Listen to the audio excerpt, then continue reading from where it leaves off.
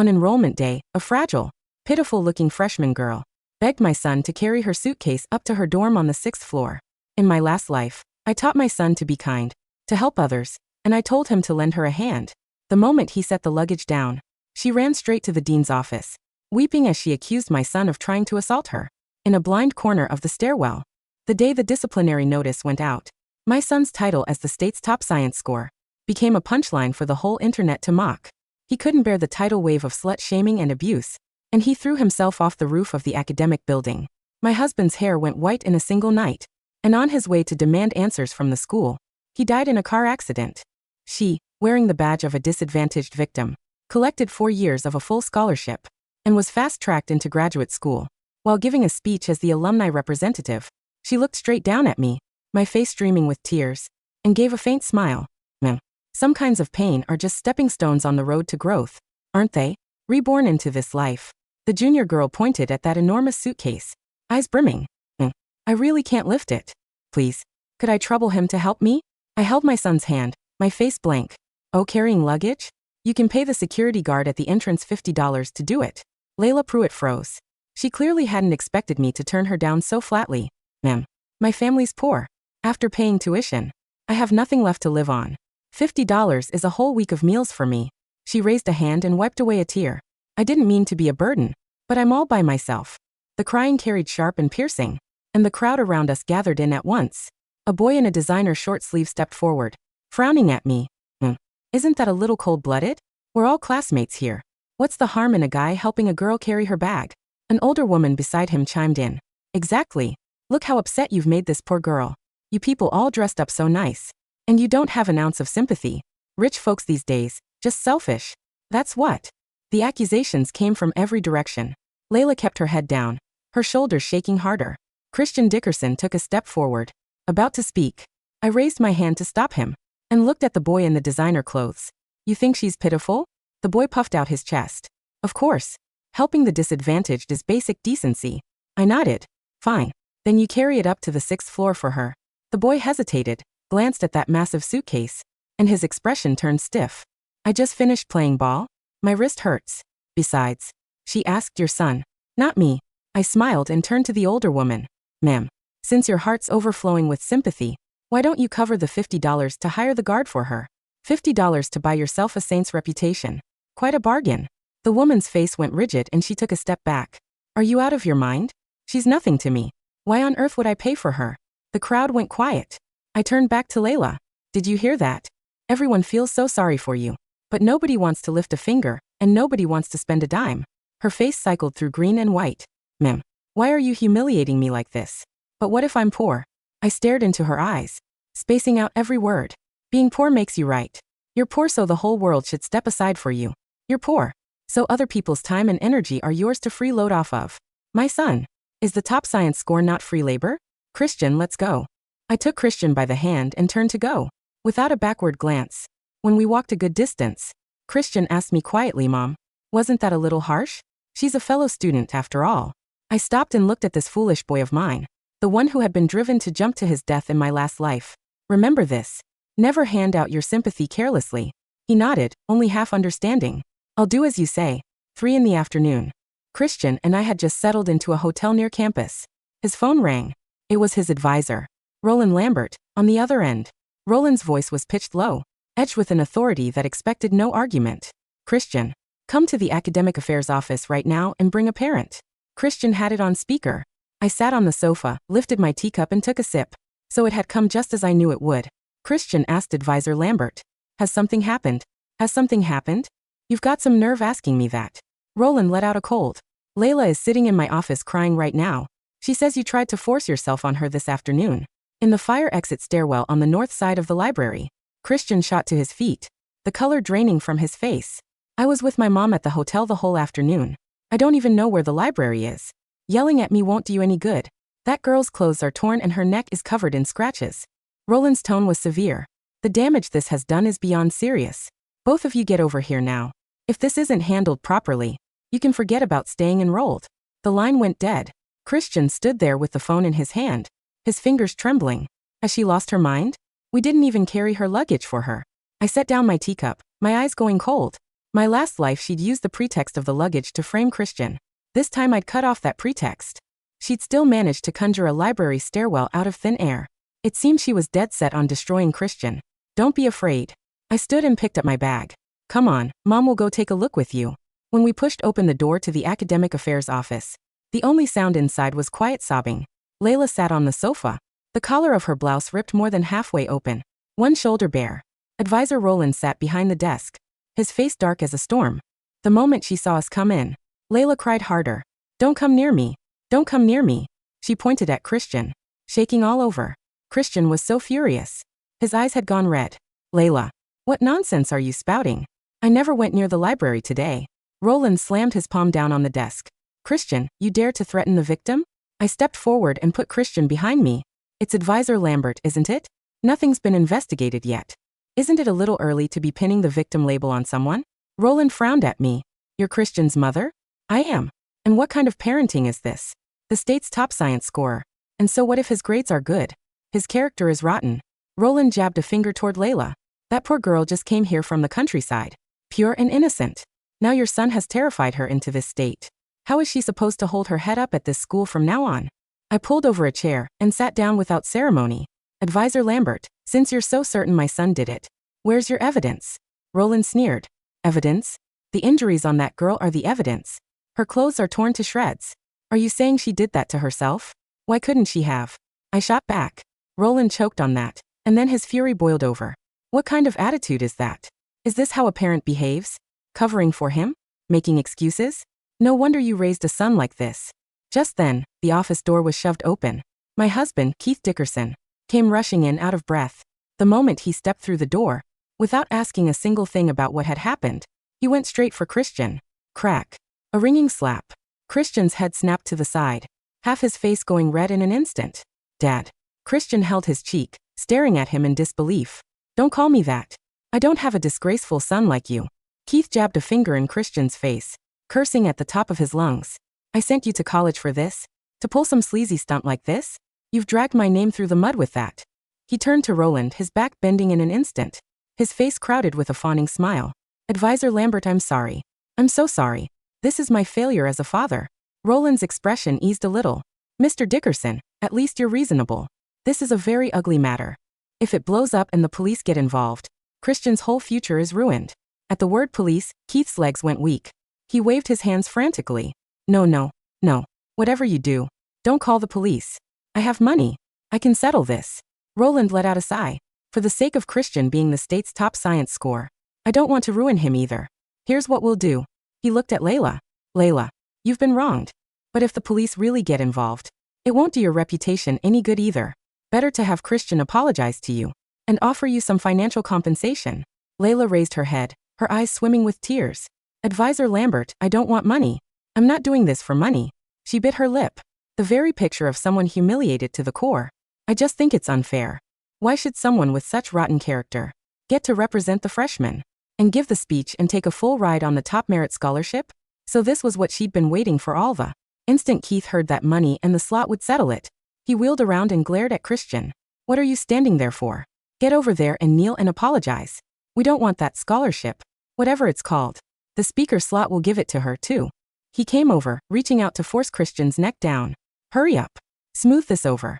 Don't let it hurt my company's business. I stood up, grabbed Keith's wrist, and flung it off with all my strength. Keith glared at me. What do you think you're doing? I looked coldly at this cowardly, selfish man. What am I doing? My son did nothing.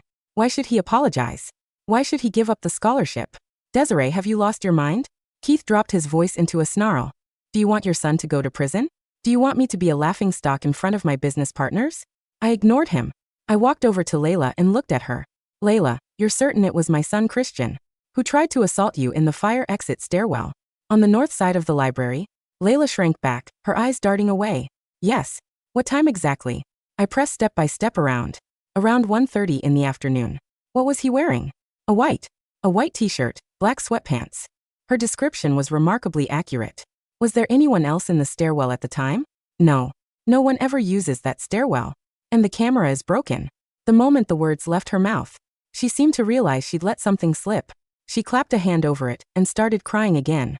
Ma'am, please stop pushing me. I'm really so scared. Roland shot to his feet. Desiree, enough. This is you re-traumatizing the victim all over again. He jabbed a finger toward the office door. Here's my decision. Christian will issue a public apology, forfeit every honor and scholarship he qualifies for, and take a formal disciplinary mark on his record. If you won't accept that, I'll take this straight to the administration and have him expelled outright. Keith was hopping with panic. He rushed over and grabbed at me. Desiree, would you just shut up already? Advisor Lambert is being lenient here. What more do you want? I looked at Roland's righteous, self-satisfied face. Advisor Lambert, if the footage is broken, how exactly do you plan to convict my son on nothing but her word? You think anyone would gamble with their own good name? Roland drew himself up, all noble indignation. A girl is a weaker party by nature. Look at the state she's in. You think she'd lie about this? I nodded and pulled out my phone. Fine. Since the school can't dig out the truth, let's bring in someone who can. I pressed 3 digits. The call connected. Hello? Is this 911? I'd like to report a crime. The instant the line picked up, the office went dead silent. Layla's head jerked up. Her eyes locked on my phone. Roland's face changed in a heartbeat, and his hand shot out to snatch the phone from me. What do you think you're doing? Who told you to call the police? I dodged his hand and spoke calmly into the phone. Yes. The registrar's office at Kingsport University. Someone is accusing my son of attempted rape, but I suspect the other party is running an extortion scheme and filing a false accusation. Please send officers right away. I hung up and looked at Roland. Advisor Lambert, why the panic? If it's a crime, then it's a matter for the police. Since when did a school have the authority to enforce the law? Roland was shaking with rage. His finger pointed right at my nose. You are completely unreasonable. Dirty laundry stays in the family. You won't rest until you've blown this wide open and ruined the school's reputation. Will you? Keith came charging over like a madman, both hands clamped over his head, screaming himself hoarse. Desiree, if you've got a death wish, leave me out of it. Once the police show up, the whole school will know. Where does that leave my pride? How is Christian ever supposed to show his face again? He whirled and lunged at Christian, his eyes bloodshot. You worthless son. I'll beat you to death today and pretend I never had you. He drew back his fist to smash it into Christian's face. I snatched the thermos off the desk, the one full of scalding water, and hurled it straight down at Keith's feet. A dull, heavy thud rang out. Keith, you lay one more finger on my son and see what happens. I stared him down, my eyes ice. Smoothing things over with strangers, throwing your weight around at home. What else are you good for? Someone dumps filth on your son's head, and instead of chasing down the truth, you force the boy to his knees to confess. What kind of man are you? Keith pointed at me and couldn't get a word out. At that exact moment the office door was shut. The heavy oak door of the academic affairs office didn't just swing open, it bounced against the brass wall stop with a sharp, metallic ring that cut through. Layla Pruitt's high, wet snorts of panic. 2 officers in navy blue municipal uniforms stepped into the room, their leather duty belts creaking in the sudden silence. Behind them stood a tall, lean woman with graying hair pulled back into a severe professional bun, Director Margaret Vance from the university's Office of Legal Compliance. What is going on here? Director Vance asked, her sharp gray eyes scanning the room. They lingered for a second on the shattered plastic shards of the thermos, the pool of scalding water slowly soaking into the gray carpet near Keith's leather loafers, and then moved to me. Director Vance. Roland Lambert stood up so fast his leather chair rolled back and slammed into the filing cabinet. His face, which had been so dark and righteous seconds before, flushed a tight, splotchy pink. This is a highly sensitive disciplinary matter. The student Layla Pruitt has just reported an attempted sexual assault by Christian Dickerson. We were handling it within the department to protect the school's reputation. You were trying to coerce a confession from a student under threat of expulsion, Advisor Lambert. I said, my voice carrying the flat, level rhythm of a court transcript. I reached down and pulled Christian behind me. My son's shoulder was shaking, his fingers tightly gripping the fabric of my wool blazer, but his eyes, which had been filled with a raw, terrifying confusion in my past life, were starting to clear, anchored by the solid weight of my hand on his wrist. Who are you? Director Vance asked, stepping past the officers toward the desk. I am Desiree Dickerson, I said, pulling a leather-bound folder from my purse and laying it flat on the desk. I am Christian's mother, and I have already retained the services of Vance and Partners. This is my son's public defender.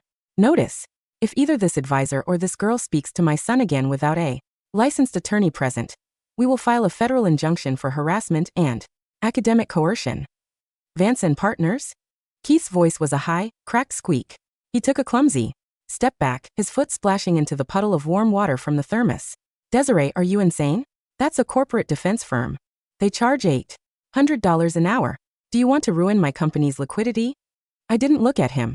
The Dickerson Logistics firm was built on my family's land grants, Keith, I said, my voice dropping to a register that made the water on the carpet seem warm. I signed the premarital separation agreement 20 years ago. The business accounts are solely under your name, but the real estate is mine. If you lay another finger on my son, I will foreclose on your warehouse leases by Monday morning. Keith's face went from tan to a sallow, sickly white. His jaw moved, but no sound came out. Director Vance looked at the folder on the desk, then at the officers behind her. Officer Miller, please secure the room. No one leaves until the campus security detail arrives with the physical security logs for the North Library corridor. The logs? Layla Pruitt's voice was barely a whisper. She shrank back into the cushions of the sofa, her hand clutching the torn collar of her blouse, her eyes wide, wild with a sudden, rising panic. But, Advisor Lambert said, the cameras in that stairwell were broken.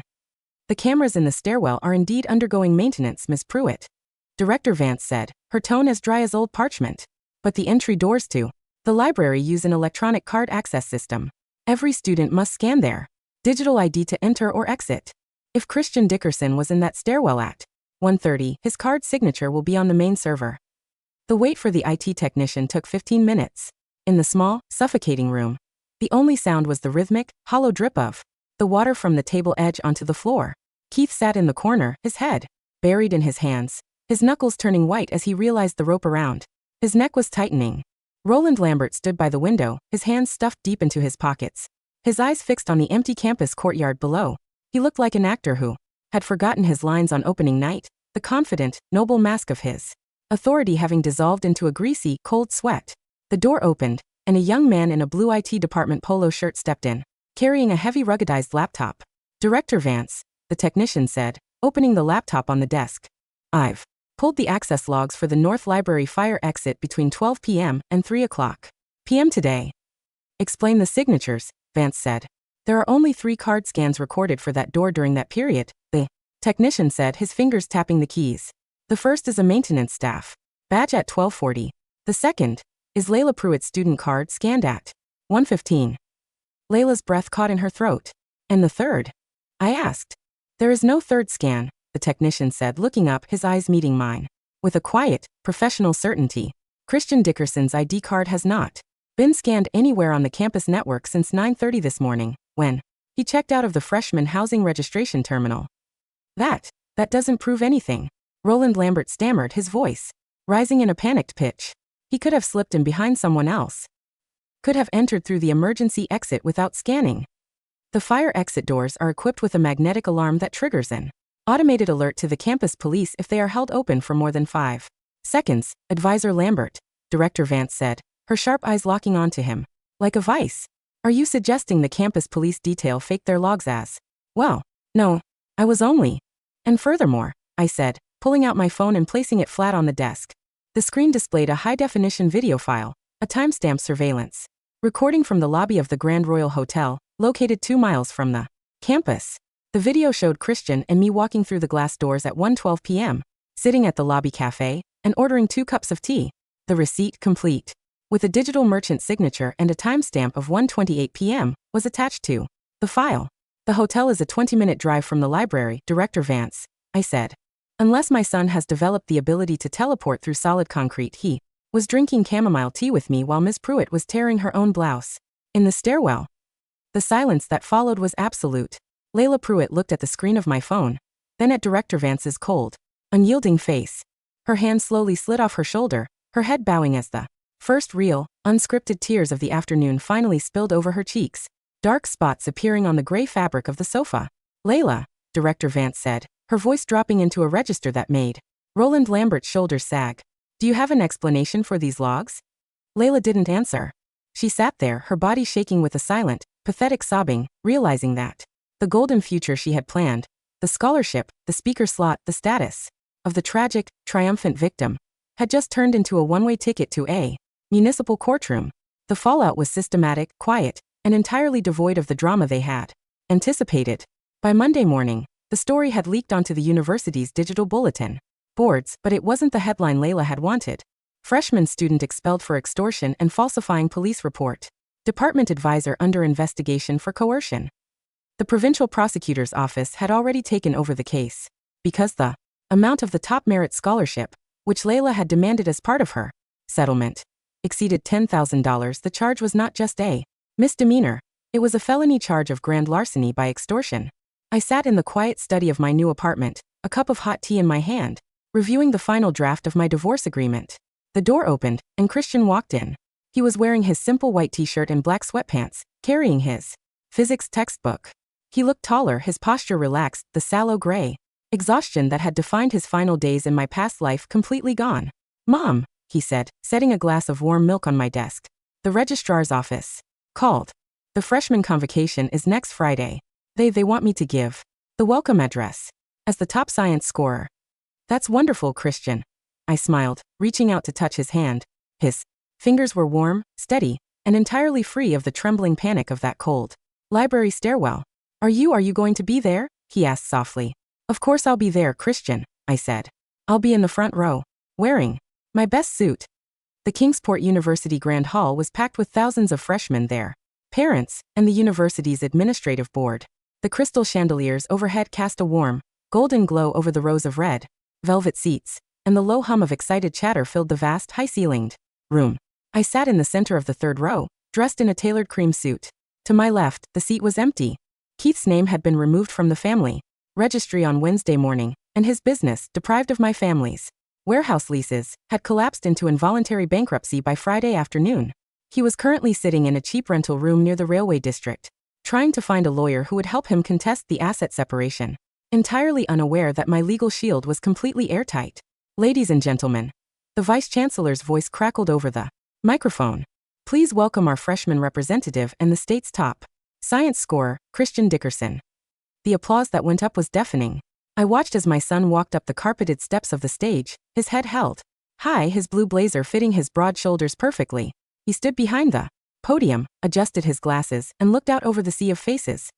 He didn't look at the administrators who had tried to sweep his life under the rug. He didn't look at the empty space where his father should have been. He looked at me. "Good morning, everyone," Christian said, his voice clear, resonant, and carrying to every corner of the silent hall. "When I first came to this campus, my mother told me one thing. She said that some kinds of pain are not stepping stones to growth. They are just traps set by people who want to watch you fall." He paused, a soft, genuine smile touching his lips as his eyes locked onto mine. "But she also told me that as long as you hold the hand of the person who loves you, you will always find the stairs." "Thank you." The applause erupted again, louder this time, filling the grand hall like a wave of warm, clean wind. I sat in my seat, the tears finally spilling over my cheeks, but they weren't the tears of a grieving mother looking at a portrait in a dark living room. They were the sweet, clean tears of a woman who had successfully walked her son through the storm and into the pale, golden dawn of his new life.